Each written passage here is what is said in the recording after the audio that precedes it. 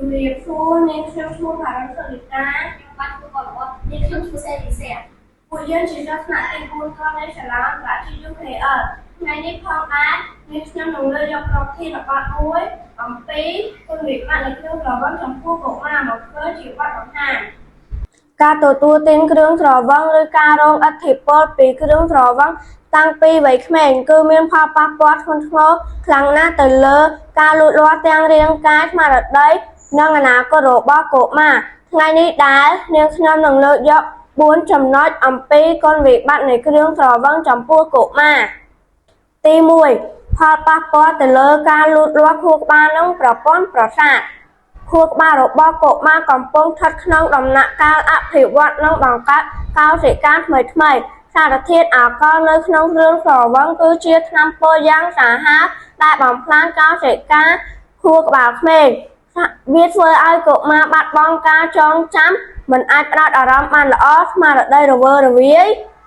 និងកាត់បន្ថយសមត្ថភាពក្នុងការគិតឬដោះស្រាយបញ្ហា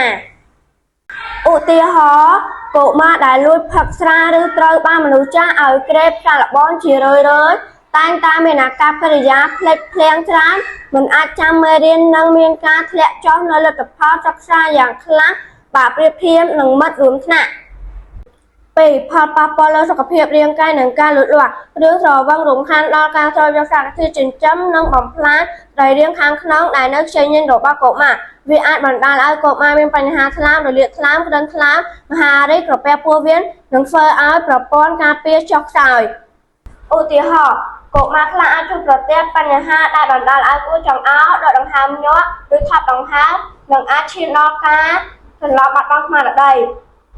3 ផលប៉ះពាល់នៃផ្លូវចិត្តនិងអាកប្បកិរិយាសង្គមគឺស្រវឹងបាក់រោគគីមីក្នុងខួរក្បាលដែលធ្វើឲ្យកុមារមិនអាចគ្រប់គ្រងអារម្មណ៍ខ្លួនឯងបានកុមារអាចខ្លាចជាមនុស្សឆេវឆាវជិតហិង្សាការរោគបាក់ទឹកចិត្ត depression ឬមានការភ័យខ្លាចខុសធម្មតាពួកគេក៏ងាយឈានទៅរកការប្រព្រឹត្តបទល្មើស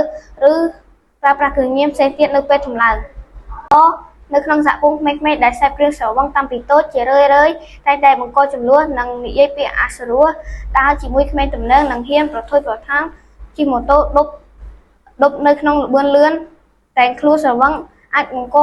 គ្រោះថ្នាក់ដល់អ្នកដទៃនិងខ្លួនឯងទី 4 ផលប៉ះពាល់ដោយប្រយោលការរស់នៅក្នុងគ្រួសារដែលមានអ្នកញៀនស្រា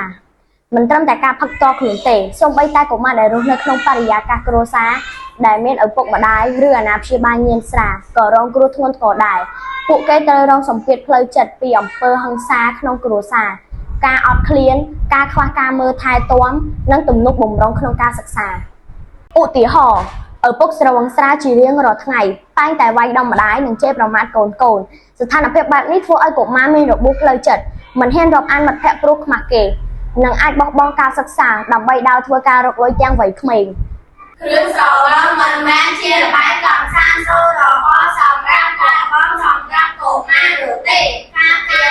មកមកពីគ្រឿងស្រវឹងគឺជាការកែប្រែរបស់មាតាបិតាសាលារៀននិងសង្គមជាតិទាំងមូលដើម្បីធានាបាននូវសុខភាពក្នុងវិស័យដ៏រឹងមាំមួយសម្រាប់ថ្ងៃអនាគត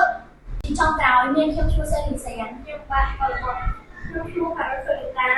សូមថ្លែងអំណរគុណដល់លោកអ្នកគ្រូនិងអ្នកទស្សនាទាំងអស់នេះខ្ញុំសង្ឃឹមថាវីដេអូមួយនេះនឹងមានប្រយោជន៍ដល់អ្នកទស្សនាទាំងអស់គ្នាសូមអរគុណ